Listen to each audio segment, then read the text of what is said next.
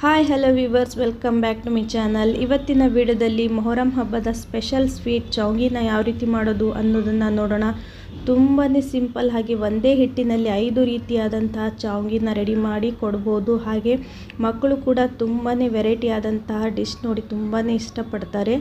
ಬನ್ನಿ ಯಾವ ರೀತಿ ಮಾಡೋದು ಅನ್ನೋದನ್ನು ಸಿಂಪಲ್ಲಾಗಿ ನೋಡೋಣ. ಫಸ್ಟ್ ನಾವಿಲ್ಲಿ ಚೌಂಗಿ ಮಾಡಬೇಕಂದ್ರೆ ಅದರ ಹಿಟ್ಟನ್ನು ಸ್ವಲ್ಪ ಸ್ಪೆಷಲ್ಲಾಗಿಯೇ ತಯಾರಿಸ್ಕೋಬೇಕು. ನಾವು ಒಂದೇ ಹಿಟ್ಟಿನಿಂದ 5 ರೀತಿಯಾದಂಥ ರೆಸಿಪಿ ಮಾಡೋದ್ರಿಂದ ಸ್ವಲ್ಪ ಹಿಟ್ಟನ್ನು ಸ್ಪೆಷಲ್ಲಾಗಿ ವೆರೈಟಿಯಾಗಿ ರೆಡಿ ಮಾಡ್ಕೊಳ್ಳೋಣ.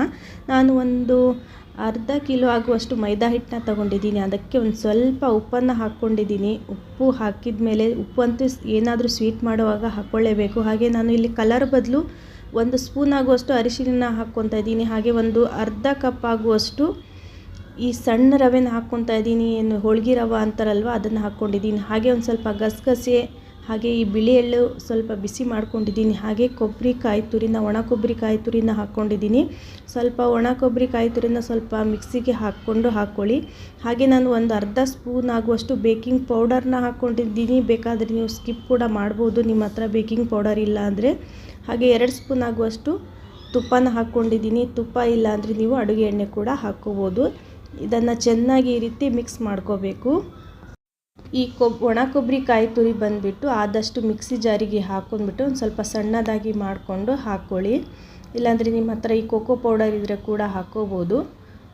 ನೀವು ಬೇಕಿಂಗ್ ಪೌಡರ್ ಇಲ್ಲ ಅಂದರೆ ಸ್ಕಿಪ್ ಮಾಡ್ಬೋದು, ಮತ್ತು ಬೇಕೇ ಬೇಕು ಅಂತ ಏನಿಲ್ಲ. ಈ ಸಣ್ಣ ರವೆ ಹಾಕೋದ್ರಿಂದ ತುಂಬಾ ಗರಿಗರಿಯಾಗಿ ತುಂಬಾ ಚೆನ್ನಾಗಿ ಬರುತ್ತೆ. ಈ ಹೋಳಿಗೆ ರವೆ ಅಂತಾರಲ್ಲ, ಅದನ್ನು ಹಾಕ್ಕೊಂಡಿದ್ದೀನಿ. ಇದಕ್ಕೆ ಸ್ವಲ್ಪನೇ ನೀರನ್ನು ಹಾಕ್ಕೊತ ನಾವು ಆದಷ್ಟು ಸ್ಮೂತಾಗಿ ಈ ರೀತಿ ಹಾಕ್ಕೋಬೇಕು. ಇವಾಗ ಅರಿಶಿನ ಕಲರ್ ಕಾಣಿಸ್ತಾ ಇಲ್ಲ ಅಂತ ಅಂದ್ಕೋಬೇಡಿ, ಆಮೇಲೆ ಫುಲ್ ಕಲರ್ ಬರುತ್ತೆ. ಫುಡ್ ಕಲರ್ ಬದಲು ಅರಿಶಿನ ಹಾಕ್ಕೊಂಡ್ರೆ ಇನ್ನೂ ಚೆನ್ನಾಗಿ. ಹಾಗೆ ನಾನು ಒಂದು 2 ಕಪ್ ಆಗುವಷ್ಟು ಸಕ್ಕರೆನ ತೊಗೊಂಡಿದ್ದೀನಿ. 2 ಕಪ್ ಸಕ್ಕರೆಗೆ 2 ಕಪ್ ನೀರನ್ನ ಹಾಕ್ಕೊತಾ ಇದ್ದೀನಿ. ಹೆಚ್ಚು ಕಡಿಮೆ ಆದರೆ ಇನ್ನೊಂದು ಸ್ವಲ್ಪ ಮಾಡ್ಕೋಬೋದು. ಹಾಗೆ ನಾನು 1-2 ಏಲಕ್ಕಿ ಪೌಡರ್ನ ಸ್ವಲ್ಪ ಪೌಡ್ರನ್ನ ಹಾಕ್ಕೊಂಡಿದ್ದೀನಿ. ಇದನ್ನು ಚೆನ್ನಾಗಿ ಒಂದು 10 ನಿಮಿಷವರೆಗೂ ಇದನ್ನು ಚೆನ್ನಾಗಿ ಬೇಯಿಸ್ಕೋಬೇಕು. ಕರೆಕ್ಟಾಗಿ ನಾವೇನು ಜಾಮೂನ್ ಪಾಕ ರೆಡಿ ಮಾಡ್ಕೊತೀವಲ್ವ, ಅದೇ ರೀತಿಯಾಗಿ ರೆಡಿ ಆಗಬೇಕು. ಜಾಸ್ತಿ ಗಟ್ಟಿ ಕೂಡ ಆಗಬಾರ್ದು, ನೀರು ಕೂಡ ಆಗಬಾರ್ದು. ಹಾಗೆ ಯಾರೆಲ್ಲ ವಿಡಿಯೋ ನೋಡ್ತಾ ಇದ್ದೀರಾ, ವಿಡಿಯೋಗೆ ಲೈಕ್ ಕೊಡೋದನ್ನು ಮರಿಬೇಡಿ. ಹಾಗೆ ಚಾನಲ್ಗೆ ಹೊಸಬ್ರು ಬಂದಿದ್ದರೆ ಚಾನಲ್ಗೆ ಸಬ್ಸ್ಕ್ರೈಬ್ ಆಗಿ ಬೆಲ್ಲೈಕನ್ನ ಆನ್ ಮಾಡ್ಕೊಳ್ಳಿ. ನಾನು ಹಾಕೋ ಪ್ರತಿಯೊಂದು ವಿಡಿಯೋ ಕೂಡ ನೀವು ಮೊದಲು ನೋಡ್ಬೋದು. ನೋಡಿ ಇವಾಗ ಅರಿಶಿನ ಯಾವ ರೀತಿ ಕಲರ್ ಬರ್ತಾ ಇದೆ ಅಂತ. ಈ ಕಲರ್ ಬದಲು ಈ ಅರಿಶಿನ ಹಾಕ್ಕೊಂಡ್ರೆ ಇನ್ನೂ ಚೆನ್ನಾಗಿ. ಬೇಕಾದರೆ ನೀವು ಫುಡ್ ಕಲರ್ ಕೂಡ ಹಾಕ್ಕೋಬೋದು, ನಿಮ್ಗೆ ಇನ್ನೂ ಸ್ವಲ್ಪ ಕಲರ್ ಬೇಕು ಅಂತ ಇದ್ದರೆ. ನಾನು ಒಂದು ಸ್ವಲ್ಪ ಚಪಾತಿ ಪೇಡ ಥರನ ಒಂದು ಸೈಜಲ್ಲಿ ಚಪಾತಿ ಪೇಡ ಥರ ಒಂದು ಪೇಡನ ತೊಗೊಂಡ್ಬಿಟ್ಟು ಈ ಮೈದಾ ಹಿಟ್ಟನ್ನ ಹಾಕಿ ಚೆನ್ನಾಗಿ ಲಟ್ಟಿಸ್ಕೊತಾ ಇದ್ದೀನಿ. ಆದಷ್ಟು ತೆಳ್ಳದಾಗಿ ಇದನ್ನು ರೌಂಡ್ ಶೇಪಲ್ಲಿ ಈ ರೀತಿ ಲಟ್ಟಿಸ್ಕೊಳ್ಳಿ. ನಿಮ್ಗೆ ಯಾವ ಸೈಜಲ್ಲಿ ಬೇಕೋ ಆ ಸೈಜಲ್ಲಿ ಪೇಡನ ತೊಗೊಂಡ್ಬಿಟ್ಟು ಈ ರೀತಿ ಲಟ್ಟಿಸ್ಕೋಬೋದು. ಹಾಗೆ ಇದ್ರ ಮೇಲೆ ತುಪ್ಪ ಅಥವಾ ಅಡುಗೆ ಎಣ್ಣೆನ ಈ ರೀತಿ ಸವರ್ಕೊಂಡ್ಬಿಟ್ಟು ಮೇಲೆ ಸ್ವಲ್ಪ ನೀವು ಅಕ್ಕಿ ಹಿಟ್ಟಿದ್ರೆ ಅಕ್ಕಿ ಹಿಟ್ಟು ಕೂಡ ಹಾಕ್ಕೋಬೋದು, ಇಲ್ಲಾಂದರೆ ಮೈದಾ ಹಿಟ್ಟಿದ್ರೆ ಮೈದಾ ಹಿಟ್ಟು ಕೂಡ ಈ ರೀತಿ ಹಾಕ್ಕೋಬೋದು. ಈ ರೀತಿ ಹಾಕೋದ್ರಿಂದ ಲೇಯರ್ ಆಗಿ ತುಂಬಾ ಚೆನ್ನಾಗಿ ಬರುತ್ತೆ. ಫಸ್ಟ್ ನಾನಿಲ್ಲಿ 2 ರೀತಿಯಾಗಿ ಟೋಟಲ್ ಇವತ್ತು 5 ರೀತಿಯಾಗಿ ಚೌಂಗಿನ ಮಾಡೋಕ್ಕೆ ತೋರಿಸ್ತಾ ಇದ್ದೀನಿ. ಹಾಗೆ ಇದು ಫಸ್ಟ್ ಬಂದುಬಿಟ್ಟು ಈ ರೀತಿ ನೀವು ಕಟ್ ಮಾಡಿಬಿಟ್ಟು ಮಧ್ಯದಲ್ಲಿ ಈ ರೌಂಡ್ ಸುತ್ಕೊತ ಬಂದರೆ ತುಂಬಾ ಲೇಯರ್ ಆಗಿ ಚೌಂಗಿ ಬರುತ್ತೆ. ತುಂಬಾ ಚೆನ್ನಾಗಿ ಬಂತು ಈ ರೀತಿ ರೌಂಡ್ ಆಗಿ. ಹಾಗೆ ನಿಮಗೆ ವಿಡಿಯೋ ಇಷ್ಟ ಆದರೆ ಫ್ಯಾಮಿಲಿ ಫ್ರೆಂಡ್ಸ್ ಜೊತೆ ಕೂಡ ಶೇರ್ ಮಾಡೋದನ್ನು ಮರಿಬೇಡಿ. ನೋಡಿ ಈ ರೀತಿ ಕೋನ್ ಥರ ಬರುತ್ತೆ. ಮಧ್ಯದಲ್ಲಿ ಈ ರೀತಿ ಪ್ರೆಸ್ ಮಾಡ್ತಾ ಪೇಡ ಥರ ರೆಡಿ ಮಾಡ್ಕೋಬೇಕು. ಜಾಸ್ತಿ ಪ್ರೆಸ್ ಮಾಡೋದಕ್ಕೆ ಹೋಗಬೇಡಿ. ಈ ಟೈಮಲ್ಲಿ ನೀವು ಸ್ವಲ್ಪ ಅಡುಗೆ ಎಣ್ಣೆ ಅಥವಾ ಹಿಟ್ಟಿಂದ ಕೂಡ ಇದನ್ನು ಜಾಸ್ತಿ ಪ್ರೆಸ್ ಮಾಡದೆ ಸ್ವಲ್ಪ ನಿಧಾನವಾಗಿ ಈ ರೀತಿ ಲಟ್ಟಿಸ್ಕೋಬೇಕು. ಯಾಕಂದರೆ ಲೇಯರ್ ಚೆನ್ನಾಗಿ ಬರಲ್ಲ. ಜಾಸ್ತಿ ಇಷ್ಟೇ ಸ್ವಲ್ಪ ಲಟ್ಟಿಸ್ಕೊಂಡ್ರೆ ಸಾಕು. ಇದೇ ರೀತಿ ನಾನು ಕೆಲವೊಂದು ರೆಡಿ ಮಾಡಿ ಇಟ್ಕೊಂಡಿದ್ದೀನಿ. ಇದು ಸದ್ಯಕ್ಕೆ ಎಕ್ಸಾಂಪಲ್ಲಾಗಿ ನಾನು ಒಂದನ್ನು ತೋರಿಸಿದ್ದೀನಿ. ಈ ರೀತಿ ಮಾಡಿಕೊಂಡ್ರೆ ಲೇಯರ್ ಆಗಿ ತುಂಬಾ ಚೆನ್ನಾಗಿ ಬರುತ್ತೆ. ಬನ್ನಿ ಇವಾಗ ನೆಕ್ಸ್ಟು ಚೌಂಗಿನ ರೆಡಿ ಮಾಡ್ಕೊಳ್ಳೋಣ. ಫಸ್ಟು ನಾನಿಲ್ಲಿ ಒಂದು ಸಣ್ಣದಂತಹ ಪೇಡನ ತೊಗೊಂಡಿದ್ದೀನಿ. ಆದಷ್ಟು ಈ ಹಪ್ಪಳ ಸೈಜಲ್ಲಿ ಇರುತ್ತಲ್ವ ಪೇಡ, ಆ ರೀತಿ ತೊಗೊಂಡ್ಬಿಟ್ಟು ಇದನ್ನು ಕೂಡ ಅಷ್ಟೇ ತುಂಬಾ ತೆಳ್ಳದಾಗಿ ಇದನ್ನು ಲಟ್ಟಿಸ್ಕೋಬೇಕು. ತುಂಬಾ ನೋಡಿ ಈ ರೀತಿ ಫುಲ್ ಹಪ್ಪಳ ಥರ ಲಟ್ಟಿಸ್ಕೊಂಡ್ಬಿಟ್ಟು ಇದಕ್ಕೂ ಅಷ್ಟೇ ಸ್ವಲ್ಪ ಎಣ್ಣೆ ಹಾಗೆ ಮೇಲೆ ಮೈದಾ ಹಿಟ್ಟಿದ್ರೆ ಮೈದಾ ಹಿಟ್ಟು ಅಥವಾ ಅಕ್ಕಿ ಹಿಟ್ಟಿದ್ರೆ ಅಕ್ಕಿ ಹಿಟ್ಟನ್ನ ಕೂಡ ಹಾಕ್ಕೊಂಡ್ಬಿಟ್ಟು ಇದನ್ನು ಬಾದಾಮ್ ಪೂರಿ ಅಂತಾರೆ ಅಲ್ವಾ, ಇದನ್ನು ಮೇಲ್ಗಡೆ ಸ್ವಲ್ಪ ಹಿಟ್ಟನ್ನ ಹಾಕಿ ಈ ರೀತಿ ಸುತ್ತಿ ನೀವು ಸ್ವಲ್ಪ ಪ್ರೆಸ್ ಮಾಡ್ಕೋಬೇಕಾಗುತ್ತೆ. ಯಾಕಂದರೆ ಎಣ್ಣೆಯಲ್ಲಿ ಫ್ರೈ ಮಾಡುವಾಗ ಉಚ್ಕೊಳ್ಳಲ್ಲ. ಈ ರೀತಿ ಈ ಮೂಲೆಗಳೇನಿರುತ್ತಲ್ವ ಅಲ್ಲಿ ಸ್ವಲ್ಪ ಪ್ರೆಸ್ ಮಾಡಿದರೆ ಮುಗೀತು. ಇದು ಕೂಡ ಬಾದಾಮ್ ಪೂರಿ ರೆಡಿ ಆಗುತ್ತೆ. ಇದೇ ರೀತಿ ನಾನು ಕೆಲವೊಂದು ಬಾದಾಮ್ ಪೂರಿನ ರೆಡಿ ಮಾಡಿಕೊಂಡು ಇಟ್ಕೊಂಡಿದ್ದೀನಿ, ನಿಮಗೆ ತೋರಿಸೋಕೆ ಅಂತಾನೆ ಸ್ವಲ್ಪನೇ ರೆಡಿ ಮಾಡ್ಕೊಂಡಿದ್ದೀನಿ. ಬನ್ನಿ ಇವಾಗ ನೆಕ್ಸ್ಟು ನೋಡೋಣ. ಇದು ಕೂಡ ಅಷ್ಟೇ ನಾನು ಸಣ್ಣ ಪೇಡನ ತಗೊಂಡಿದ್ದೀನಿ. ಅದು ಕೂಡ ಅಷ್ಟೇ ಸಣ್ಣ ಜಾಸ್ತಿ ಲಟ್ಟಿಸ್ಕೊಂಡ್ಬಿಟ್ಟು ಹಪ್ಪಳ ಥರ ಇದು ಕೂಡ ರೆಡಿ ಮಾಡ್ಕೋಬೇಕು. ಇದಂತೂ ಮಕ್ಕಳಿಗೆ ತುಂಬಾ ಇಷ್ಟ ಆಗುತ್ತೆ. ಮಕ್ಕಳು ಕೈಯಲ್ಲಿ ಹಿಡ್ಕೊಂಡು ತಿನ್ನೋಕ್ಕೆ ತುಂಬಾ ಚೆನ್ನಾಗಿ ಅನ್ಬೋದು. ಇದು ಕೂಡ ಅಷ್ಟೇ ಸ್ವಲ್ಪ ಎಣ್ಣೆ ಹಾಕಿ ಮೇಲೆ ಸ್ವಲ್ಪ ಮೈದಾ ಹಿಟ್ಟನ್ನ ಹಾಕಿ ಈ ಥರ ನೆರಿಗೆನ ಕೊಟ್ಬಿಟ್ರೆ ಮಕ್ಕಳಿಗಂತೂ ಫೇವ್ರೆಟ್ ಅನ್ಬೋದು. ಇದು ಈ ರೀತಿ ಮಾಡಿಕೊಟ್ರೆ ಮಕ್ಕಳಿಗಂತೂ ತುಂಬಾ ಇಷ್ಟ ಆಗುತ್ತೆ. ಹಾಗೆ ನಿಮಗೆ ಕಾಮೆಂಟ್ ಬಾಕ್ಸಲ್ಲಿ ಹಾಕಿ ನಿಮಗೆ ಯಾವ ಚವಂಗೆ ಇಷ್ಟ ಆಯಿತು ಅಂತ. ಈ ರೀತಿ ಕೊನೆಗೆ ಈ ರೀತಿ ತುದಿಲಿ ಸ್ವಲ್ಪ ಪ್ರೆಸ್ ಮಾಡ್ಕೊಂಡ್ಬಿಡಿ, ಯಾಕಂದರೆ ಅಡುಗೆ ಎಣ್ಣೆಯಲ್ಲಿ ಫ್ರೈ ಮಾಡುವಾಗ ಉಚ್ಕೋಬಾರ್ದು ಅಂತ. ಈ ರೀತಿ ಸ್ವಲ್ಪ ಪ್ರೆಸ್ ಮಾಡ್ಕೊಂಡ್ಬಿಟ್ರೆ ಮುಗೀತು. ಬನ್ನಿ ಇವಾಗ ಈ ಖಾಜಾ ರೆಸಿಪಿನ ಯಾವ ರೀತಿ ಮಾಡೋದು ಅನ್ನೋದನ್ನು ನೋಡೋಣ. ಈ ಚಪಾತಿ ಸೈಜಿನ ಪೇಡ ತೊಗೊಂಡ್ಬಿಟ್ಟು ನಾನು 5 ಚಪಾತಿನ ಇವಾಗ ಲಟ್ಟಿಸ್ಕೊತಾ ಇದ್ದೀನಿ. ಟೋಟಲಿ ನಾವು ತೆಳ್ಳದಾಗಿ 5 ರೊಟ್ಟಿನ ರೆಡಿ ಮಾಡ್ಕೋಬೇಕು. ಈ 5 ಸಣ್ಣ ಈ ರೀತಿ ತೆಳ್ಳನೆಯ 5 ಚಪಾತಿನ ನಾವು ಟೋಟಲಾಗಿ ರೆಡಿ ಮಾಡ್ಕೋಬೇಕು.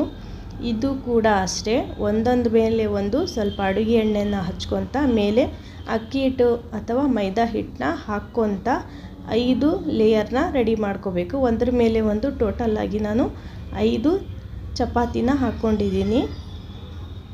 ಆದಷ್ಟು ಈ ರೀತಿ ಚಪಾತಿನ ಲಟ್ಟಿಸ್ಕೊಳ್ಳುವಾಗ ಆದಷ್ಟು ತೆಳ್ಳನಾಗಿ ಲಟ್ಟಿಸ್ಕೊಳ್ಳಿ, ಯಾಕಂದರೆ ಲೇಯರ್ ಆಗಿ ಬರೋಕ್ಕೆ ಚೆನ್ನಾಗಿ ಹೆಲ್ಪ್ ಆಗುತ್ತೆ. ಲೇಯರ್ ಕೂಡ ತುಂಬಾ ಚೆನ್ನಾಗಿ ಬರುತ್ತೆ. ನಾವು ಎಷ್ಟು ಚೆನ್ನಾಗಿ ಲಟ್ಟಿಸ್ಕೊತೀವೋ ಅಷ್ಟು ಚೆನ್ನಾಗಿ ಲೇಯರು ಬರುತ್ತೆ. ಹಾಗೆ ವಿಡಿಯೋ ಸ್ಕಿಪ್ ಮಾಡದೆ ಪೂರ್ತಿಯಾಗಿ ವಿಡಿಯೋ ನೋಡಿ. ಹಾಗೆ ನಾನು ಹೇಳೋ ಪ್ರತಿಯೊಂದು ಟಿಪ್ಸ್ ಕೂಡ ಫಾಲೋ ಮಾಡಿ, ಕರೆಕ್ಟಾಗಿ ನಿಮಗೆ ಗೊತ್ತಾಗುತ್ತೆ. ವಿಡಿಯೋ ಸ್ಕಿಪ್ ಮಾಡಿದರೆ ವಿಡಿಯೋ ಅರ್ಥ ಆಗಲ್ಲ, ಅದಕ್ಕೆ ಹೇಳ್ತಾ ಇರೋದು. ಹಾಗೆ ಈ ರೀತಿ ಸುತ್ತಬಿಟ್ಟು ಒಂದು ಇಂಚಷ್ಟು ನಾನು ಈ ರೀತಿ ಚಾಕುವಿನಿಂದ ಕಟ್ ಮಾಡ್ಕೊಂಡಿದ್ದೀನಿ. ಇದಕ್ಕೂ ಕೂಡ ಅಷ್ಟೇ ಸ್ವಲ್ಪ ಹಿಟ್ಟು ಅಥವಾ ಅಡುಗೆ ಎಣ್ಣೆಯಲ್ಲಿ ಅಥವಾ ಸ್ವಲ್ಪ ಹಿಟ್ಟನ್ನು ಹಾಕಿ ಜಾಸ್ತಿ ಪ್ರೆಸ್ ಮಾಡದೆ ಈ ರೀತಿ ಲಟ್ಟಿಸ್ಕೊಂಡ್ರೆ ಸಾಕು, ಇಲ್ಲಾಂದರೆ ಲೇಯರ್ ಬರಲ್ಲ. ಜಾಸ್ತಿ ಲಟ್ಟಿಸ್ಕೊಳ್ಳೋಕೆ ಹೋಗಬೇಡಿ.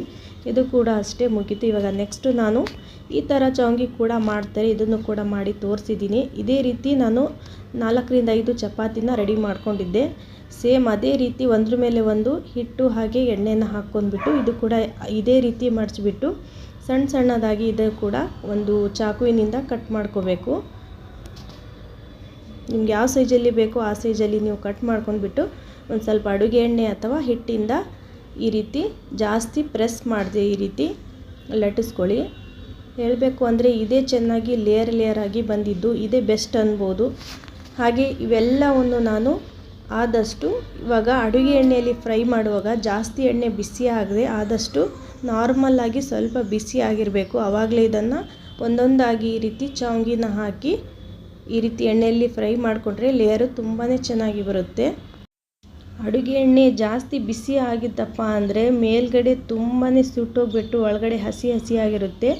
ಆದಷ್ಟು ಇವೆಲ್ಲನೂ ಫ್ರೈ ಮಾಡುವಾಗ ಅಡುಗೆ ಎಣ್ಣೆನ ಆಫ್ ಮಾಡ್ಕೊಂಡ್ಬಿಟ್ಟು ಸ್ವಲ್ಪ ಅಡುಗೆ ಎಣ್ಣೆ ತಣ್ಣಗಾದ್ಮೇಲೆ ಇದನ್ನು ಮತ್ತು ನೀವು ಫ್ರೈ ಮಾಡ್ಕೋಬೇಕು. ಜಾಸ್ತಿ ಅಡುಗೆ ಎಣ್ಣೆ ಬಿಸಿ ಆದರೆ ಮೇಲ್ಗಡೆ ತುಂಬಾ ಬ್ರೌನ್ ಕಲರ್ ಬಂದುಬಿಟ್ಟು ಒಳಗಡೆ ಹಸಿಯಾಗಿರುತ್ತೆ. ಹಾಗಾಗಿ ಮೀಡಿಯಮ್ ಫ್ಲೇಮಲ್ಲಿ ಇದನ್ನು ಚೆನ್ನಾಗಿ ಸ್ವಲ್ಪ ಟೈಮ್ ತೊಗೊಂಡ್ಬಿಟ್ಟು ಇದನ್ನು ಫ್ರೈ ಮಾಡ್ಕೋಬೇಕು. ಪ್ರತಿಯೊಂದು ಸಲನೂ ಜಾಸ್ತಿ ಬಿಸಿ ಆಗಿದ್ರೆ ಎಲ್ಲ ಕಡಿಮೆ ಮಾಡ್ಕೊಂಡ್ಬಿಟ್ಟು ಈ ರೀತಿ ಒಂದೊಂದಾಗಿ ಇವೆಲ್ಲವನ್ನು ಕಂದು ಬಣ್ಣ ಬರೋವರೆಗೂ ಎಣ್ಣೆಯಲ್ಲಿ ಫ್ರೈ ಮಾಡ್ಕೊಳ್ಳಿ. ಇದು ಅಂತೂ ಮಕ್ಕಳ ಫೇವ್ರೆಟ್ ಅನ್ಬೋದು. ಈ ಕೈಯಲ್ಲಿ ಹಿಡ್ಕೊಂಡ್ಬಿಟ್ಟು ಇದಂತೂ ತುಂಬಾ ಸಖತ್ತಾಗಿ ಎಂಜಾಯ್ ಮಾಡ್ತಾರೆ. ಈ ಮೊಹರಂ ಹಬ್ಬ ಬಂದು ಕೂಡಲೇ ಅಷ್ಟೇ ಇದನ್ನೇ ನಾವು ಜಾಸ್ತಿ ಮಾಡೋದು. ಹಾಗೆ ಇದು ಕೂಡ ಅಷ್ಟೇ ಸ್ವಲ್ಪ ಕಂದು ಬಣ್ಣ ಬರೋವರೆಗೂ ನಿಧಾನವಾಗಿ ಅಡುಗೆ ಎಣ್ಣೆಯಲ್ಲಿ ಫ್ರೈ ಮಾಡ್ಕೊಂಡ್ಬಿಟ್ಟು ತೆಗೆದುಕೊಳ್ಳಿ. ಇದು ಅಂತೂ ತುಂಬಾ ಸಖತ್ತಾಗಿ ಬಂತು ಲೇಯರ್ ಆಗಿ. ನಾವು ಕೊನೆಯದಾಗಿ ಮಾಡಿದ್ದು ಇದು ಕೂಡ ಅಷ್ಟೇ ಸ್ವಲ್ಪ ನಾರ್ಮಲಾಗಿ ಬಿಸಿ ಇರುವಾಗ ಅಡುಗೆ ಎಣ್ಣೆಯಲ್ಲಿ ಹಾಕ್ಕೊಂಡ್ಬಿಟ್ಟು ಚೆನ್ನಾಗಿ ಕಂದು ಬಣ್ಣ ಬರೋವರೆಗೂ ಫ್ರೈ ಮಾಡ್ಕೊಳ್ಳಿ. ಹಾಗೆ ನಿಮಗೆ ವಿಡಿಯೋ ಇಷ್ಟ ಆದರೆ ಫ್ಯಾಮಿಲಿ ಫ್ರೆಂಡ್ಸ್ ಜೊತೆ ಶೇರ್ ಮಾಡೋದನ್ನು ಕೂಡ ಮರಿಬೇಡಿ. ಅವ್ರಿಗೂ ಕೂಡ ಈ ಮೊಹರಂ ಹಬ್ಬಕ್ಕೆ ಯಾವ ರೀತಿ ಮಾಡೋದು ಅನ್ನೋದು ಕೂಡ ಐಡಿಯಾ ಸಿಗುತ್ತೆ. ಇದೇ ರೀತಿ ನಾನು ಇವೆಲ್ಲವನ್ನು ಆದಷ್ಟು ಈ ಸಕ್ಕರೆ ಪಾಕದಲ್ಲಿ ಹಾಕುವಾಗ, ಇಲ್ಲಾಂದರೆ ಸಕ್ಕರೆ ಪಾಕ ಬಿಸಿ ಇರಬೇಕು, ಇಲ್ಲಾಂದರೆ ಸಕ್ಕರೆ ಪಾಕ ಬಿಸಿ ಇಲ್ಲ ಅಂದರೆ ಸ್ವಲ್ಪ ಬಿಸಿ ಮಾಡ್ಕೊಳ್ಳಿ. ಅಥವಾ ನೀವು ಏನು ಈ ಶಾವಿಗೆನ ಎಣ್ಣೆಯಲ್ಲಿ ಫ್ರೈ ಮಾಡ್ತೀರಲ್ವ, ಫ್ರೈಯಿಂದ ತೆಗೆಯುವಾಗಲೇ ಹಿಂದೆಲೇ ಬೇಕಾದರೆ ನೀವು ಸಕ್ಕರೆ ಪಾಕದಲ್ಲಿ ಕೂಡ ಹಾಕ್ಕೋಬೋದು. ಆವಾಗ ಸಕ್ಕರೆ ಪಾಕ ಬಿಸಿ ಇಲ್ಲ ಅಂದರೂ ಕೂಡ ನಡೆಯುತ್ತೆ. ನೀವೆಲ್ಲವನ್ನು ಫ್ರೈ ಮಾಡಿ ಆಮೇಲೆ ಇದರಲ್ಲಿ ಸಕ್ಕರೆ ಪಾಕದಲ್ಲಿ ಹಾಕಬೇಕು ಅಂದರೆ ಆವಾಗ ನೀವು ಬೇಕಾದರೆ ಸಕ್ಕರೆ ಪಾಕನ ಬಿಸಿ ಮಾಡ್ಕೊಳ್ಳಿ. ಇದೇ ರೀತಿ ಎಲ್ಲವನ್ನು ಸಪ್ರೇಟಾಗಿ ಹಾಕ್ಕೊಂಡ್ಬಿಟ್ಟು ಆದಷ್ಟು ಸಕ್ಕರೆ ಪಾಕದಲ್ಲಿ ಇದನ್ನು 2 ನಿಮಿಷ ಬಿಟ್ಟರೆ ಇನ್ನೂ ಸ್ವಲ್ಪ ಸಕ್ಕರೆ ಪಾಕನ ಚೆನ್ನಾಗಿ ಹೀರ್ಕೊಳ್ಳುತ್ತೆ. ಪ್ರತಿಯೊಂದು ಸಲನೂ ಈ ರೀತಿ ಹಾಕ್ಕೊಂಡಾದ್ಮೇಲೆ 1-2 ನಿಮಿಷ ಅದರಲ್ಲೇ ಬಿಡಿ. ಆಮೇಲೆ ಒಂದು ಪಾತ್ರೆ ಅಥವಾ ಒಂದು ತಟ್ಟೆಗೆ ತಕ್ಕೊಂಡು ಮೇಲೆ ಗಸಗಸೆ ಹಾಗೆ ಒಣ ಕೊಬ್ಬರಿ ಕಾಯಿ ತುರಿನ ಹಾಕಿ ಅಲಂಕರಿಸಿದರೆ ತುಂಬಾ ಚೆನ್ನಾಗಿ ಟೇಸ್ಟ್ ಬರುತ್ತೆ. ರುಚಿ ಅಂತೂ ತುಂಬಾ ಸಖತ್ತಾಗಿರುತ್ತೆ. ಹಾಗೆ ನೋಡಿ ಯಾವ ರೀತಿ ಲೇಯರ್ ಆಗಿ ಬಂದಿದೆ ಅಂತ. ಹಾಗೆ ನಿಮಗೆ ಈ ವಿಡಿಯೋ ಹೇಗೆ ಅನ್ನಿಸ್ತು ನನ್ನ ಕಾಮೆಂಟ್ ಬಾಕ್ಸಲ್ಲಿ ಹಾಕೋದನ್ನು ಮರಿಬೇಡಿ. ಹಾಗೆ ಸಬ್ಸ್ಕ್ರೈಬ್ ಆಗದೆ ವಿಡಿಯೋ ನೋಡ್ತಾ ಇದ್ದರೆ ಸಬ್ಸ್ಕ್ರೈಬ್ ಆಗಿ ನಾನು ಹಾಕೋ ಪ್ರತಿಯೊಂದು ವಿಡಿಯೋ ಕೂಡ ನಿಮಗೆ ತಲುಪುತ್ತೆ, ನೀವು ನೋಡ್ಬೋದು. ಹಾಗೆ ನಿಮಗೆ ವಿಡಿಯೋ ಇಷ್ಟ ಆಗಿದೆ ಅಂದ್ಕೊಂಡು ನಾನು ಮತ್ತೆ ಮುಂದೆ ಹೊಸ ವಿಡಿಯೋದೊಂದಿಗೆ ಭೇಟಿ ಆಗ್ತೀನಿ. ಅಲ್ಲಿವರೆಗೂ ವಿಡಿಯೋ ನೋಡಿದ್ದಕ್ಕಾಗಿ ಎಲ್ಲರಿಗೂ ಧನ್ಯವಾದಗಳು ಫ್ರೆಂಡ್ಸ್, ಥ್ಯಾಂಕ್ಸ್. ಹಾಗೆ ಕಾಮೆಂಟ್ ಬಾಕ್ಸಲ್ಲಿ ನಿಮ್ಮ ಅನಿಸಿಕೆ ಅಭಿಪ್ರಾಯನ ಹಾಕೋದನ್ನು ಮರಿಬೇಡಿ. ನಿಮಗೆ ಹೇಗೆ ಅನ್ನಿಸ್ತು ಅನ್ನೋದನ್ನು ಸೂಪರ್ ಆದರೂ ಹಾಕಿ, ನಿಮಗೆ ಯಾವ ರೀತಿ ಅನ್ನಿಸ್ತು ಅನ್ನೋದನ್ನು ಕಾಮೆಂಟ್ ಬಾಕ್ಸಲ್ಲಿ ಹಾಕಿ. ವಿಡಿಯೋ ನೋಡಿದ್ದಕ್ಕಾಗಿ ಧನ್ಯವಾದಗಳು.